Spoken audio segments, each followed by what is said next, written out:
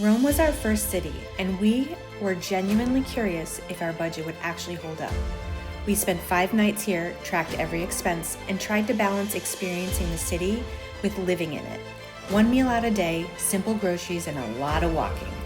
There were surprises, some great and some knee-related, and a few lessons we learned faster than expected. In this video, we're breaking down what Rome really cost us, where the money went, and what we would do the same or differently next time. This is the honest version from 2 people figuring it out in real time. We're really excited to share this information with you because we weren't even sure that we could do this on $165 a day. That was our budget, especially in cities like Rome, Vienna. We've actually been working on this and planning this for 2 years. And this $165 thing wasn't arbitrary. We actually tried doing it in the US as well, in Savannah, to see if we could do it there. And the only way that we can make this possible is through some pretty serious travel hacking. It's a culmination of 2 years of planning, as Tiffany said, but gathering status, gathering points, being titanium at 2 hotels so that we can get perks. Yeah. Things like lounge access, lots of points for free hotel stays.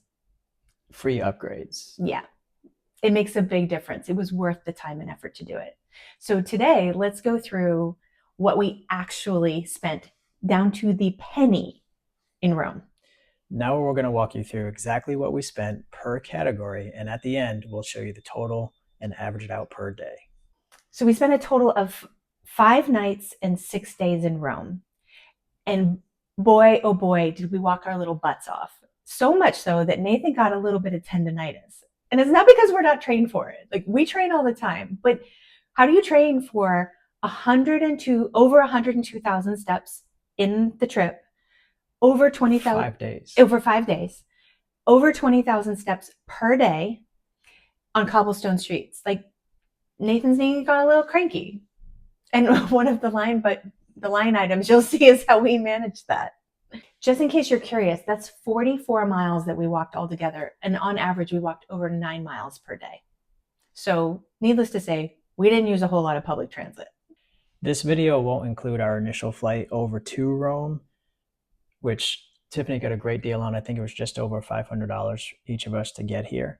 So our week that we're breaking down for you in Rome just includes transportation while we're there. The reason we decided not to include that is because we paid for that months ago. It's like a sunk cost. So, but if you're curious, it was about $500 for an economy nonstop on Delta. But now that we're here in Europe, we will include those types of transportation costs moving forward from country to country or city to city. Yeah. While we were in Rome, most of our transportation was subway, buses, and as we said earlier, a ton of walking. Our cost for that was $52.52.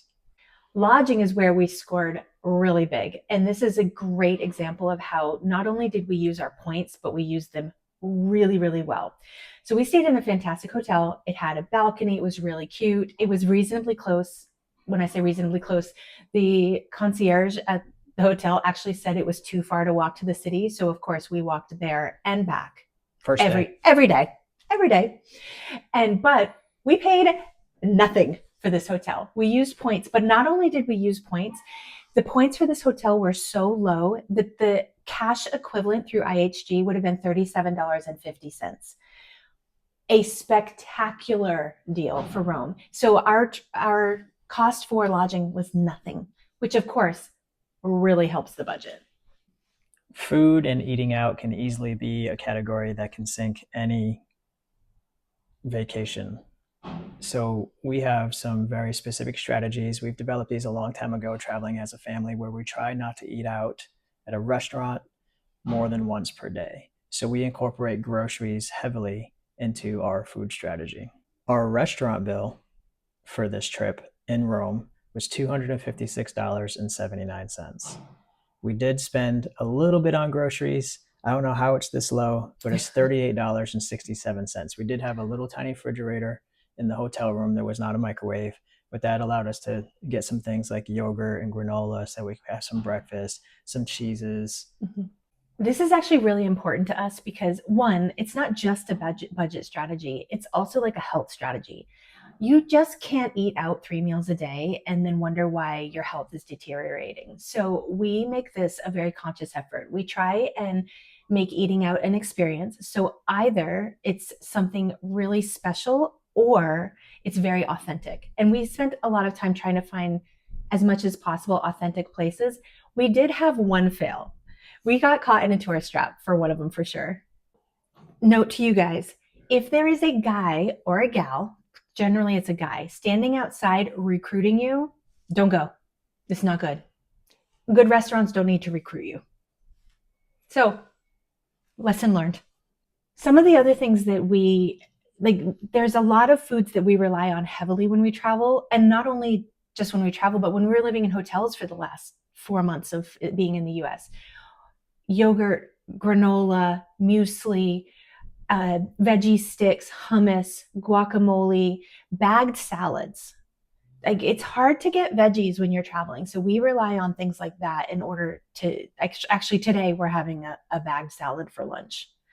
We stay in hotels that require a little bit of a walk. We buy groceries instead of eating out every single meal for the reasons that we've already said, but also so that we can take those resources and put them into the experiences, the things that we want to do. One of the things that I was really excited about was seeing the Colosseum, and not just walking past it, but actually trying to immerse as much as possible into that history. So I really wanted to get a tour that brought us into the guts of the museum, or sorry, the Colosseum. I like the guts. Yeah. And same with the Vatican and St. Peter's. I was really excited about that too. And so that's where we spent some of our money. What we want adventure. We want experiences, we want memories, and that's a very big deal for us. So our line item for budget on adventure and experience is probably where we were most likely to indulge always. Obviously, the big categories are going to be lodging, transportation, food, but there are some real life categories too. One of those would be tipping. The tipping culture in Europe is very different than what we're used to in the United States. Generally, it's you round your bill up. If you're paying in card, there's not a place on the bill really to leave a tip if you pay with a card. Yeah. So even if you're paying with a card, expect to leave a cash tip, if any at all. It's totally acceptable to not leave a tip. It differs a little bit from country to country, but that's generally true. Because of walking on cobblestone streets that we don't normally do 20,000 steps a day, Nathan got just a little bit of tendonitis in his knee. And it's not horrible. It doesn't stop us from doing anything. But we were thinking, let's see, this will be our first experience with the medical system in another country. And we've heard that you can just walk into a pharmacy and they'll give you what you need. And it's true. So we went in, and I'm not exaggerating. I put into Google Translate, I said, my husband has tendonitis in his knee. Do you have an anti-inflammatory cream? She said, in English, do you want a cream or a pill? And I said, a cream. And she goes, diclofenac. And I was like, yes, that'd be great. And I went like this, like, how much? Thinking it's going to be like 120 euros. Nope, it's 11. And we're done. We're out. That's the end of it. That's the whole process. It was amazing. Update on the knee. That day, it was swollen and uncomfortable. It didn't stop us from walking 20,000 steps or doing whatever we did. Currently, I think we're a couple weeks out from that now. It's still a little cranky, still doesn't stop me, not swollen, and progressively getting better. Yay.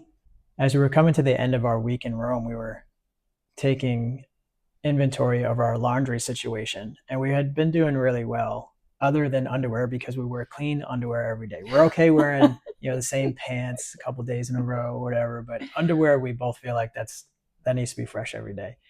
We decided that we were going to add some underwear, so that was my first souvenir, and I spent $30.35 on 3 new pairs of underwear. So we both have 10 pair of underwear now, but guess what? What? It's still not enough. We should buy 4 more. What we've learned is we have enough clothes for about 2 weeks.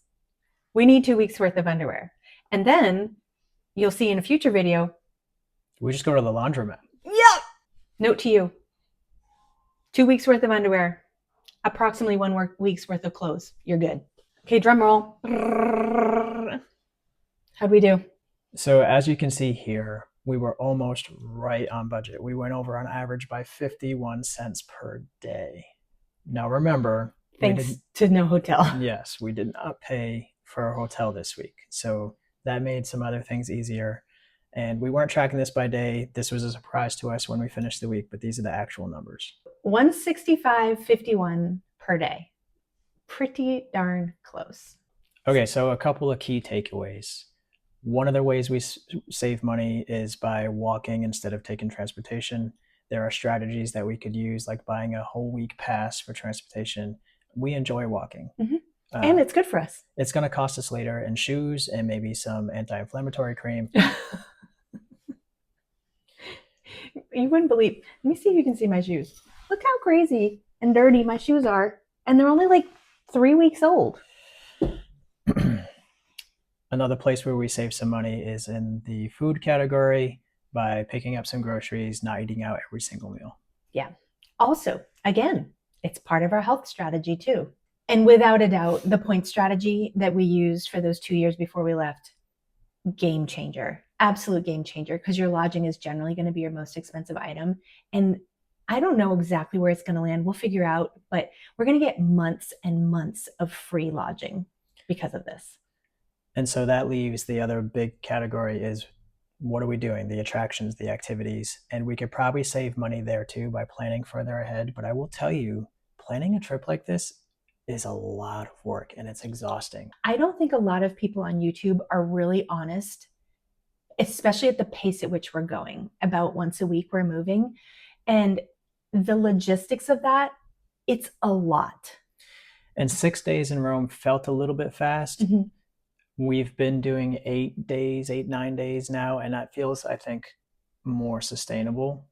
And there's a strategy in that. So if we're using an IHG hotel, if you use points, the 4th night is free.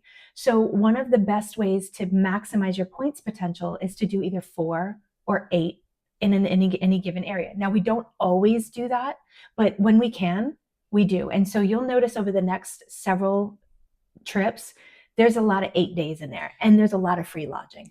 And a lot of times when we're looking at where are we going to go next, we're looking at, well, what makes sense? We're in point A right now. What's nearby that we could get to relatively easily? So are we looking at transportation and those costs? Mm-hmm. Or are we looking at what do they have for accommodations and those costs? Mm-hmm. And so we'll start looking at those and maybe book some hotels because we can always cancel those. And then when we go to get the transportation, it's like, oh, well, shoot. Yeah, it's close by and we can get a free hotel, but it costs $300 to get there. Or there's 4 changes and it will take us 9 hours when we can get on a Ryanair flight, pay an extra 20 euros and get there an hour and a half. Or go twice as far away and get there cheaper than the last time. Another thing that you're going to see in the next video, budget airlines get a bad rep. They're amazing. I don't know what people are complaining about.